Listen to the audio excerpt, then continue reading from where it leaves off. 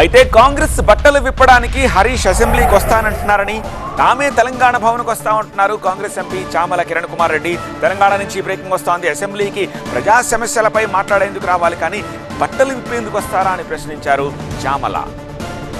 మీరేదో వచ్చి మా బట్టలు కూడా మీకు కాదు, మీరు బట్టలు కూడా బీకాలన్న అంత ఇంట్రెస్టే మీకుంటే, మీరు నిజంగా ప్రజా సమస్యల మీద మాట్లాడటానికి అసెంబ్లీకి వచ్చే ఇంట్రెస్ట్ లేకుండా కేవలం బట్టలు కూడా తీయడానికే మీరు అసెంబ్లీకి వస్తా అంటే, హరీష్ రావు గారు, మా నల్గొండ జిల్లా నుంచి 5 లక్షల మంది రేపు మీ పార్టీ ఆఫీస్కి వచ్చి బట్టలు ఇప్పి ఏమన్నా ఆనందంగా మా దర్శించుకోవాలనుకుంటే ఒక నాయకుడిని ఎన్నికే ఇర్రు.